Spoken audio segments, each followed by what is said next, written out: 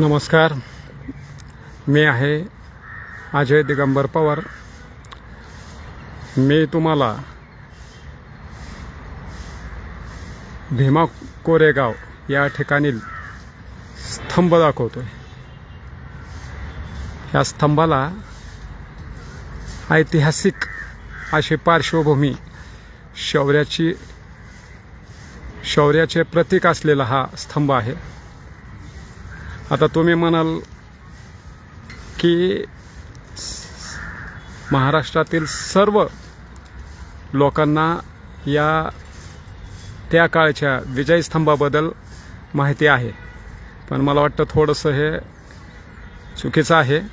नव्या पिढीलाही या स्तंभाविषयी माहिती राहणं अपेक्षित आहे, म्हणून थोडासा प्रयत्न करतोय। आज सहज माझ्या कामानिमित्त मी पुण्याला आलो असता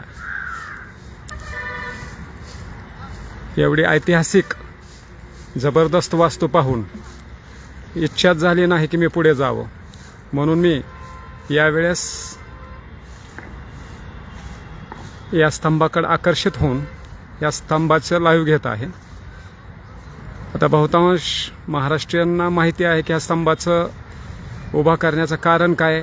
हा स्तंभ ब्रिटिशांनी उभा केला। बहुतांश लोकांना माहिती नसेल की या स्तंभामागचे उभा करण्यामागचे कारण काय। तर हा स्तंभ विजय स्तंभ म्हणून मानला गेलेला आहे। 1 जानेवारी 1818 रोजी इंग्रजांनी पेशव्यांच्या विरोधात लढाई केली, त्यामध्ये इंग्रज जिंकले। मी इंग्रजांचं उदात्तीकरण करत नाही, परंतु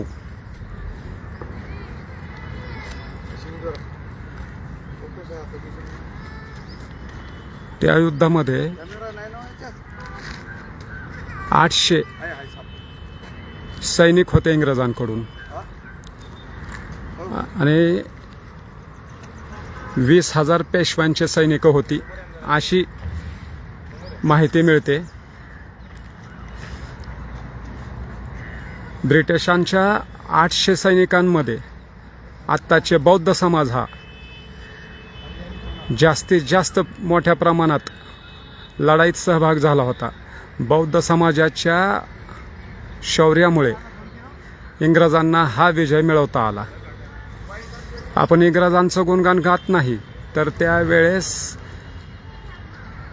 800 सैनिकामध्ये जवळपास 500 महारबंधू म्हणजे आत्ताचे बौद्ध समाज आपला लढला आणि जिंकला। यासाठी मी हे सांगतोय। मला कोणत्याही जातीला दुखवायचं नाही, परंतु शौर्य हे शौर्य असतं आणि येणाऱ्या पिढीलाही या स्तंभापासून जातीवादाचं शिक्षण न घेता आपण कितीही संख्येने कमी असलो आणि आपला रूढ निश्चय असला, सत्याची बाजू असेल, तर लढलं पाहिजे, असा हा संदेश स्तंभाकडे बघून मिळतो, ऊर्जा मिळते। पण मी येथे पुन्हा एकदा सांगतो, इंग्रजांचं उदात्तीकरण करत नाही।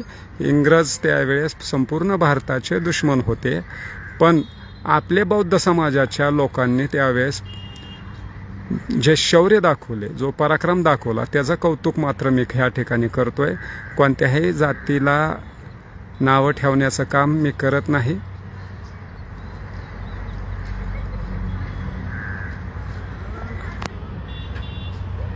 सर्वांना जय हिंद, जय महाराष्ट्र, जय भीम,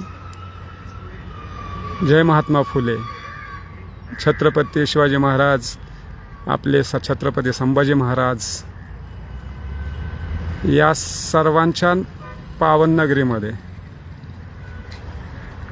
हा स्तंभ आहे। तसा महाराष्ट्रच पावन आहे।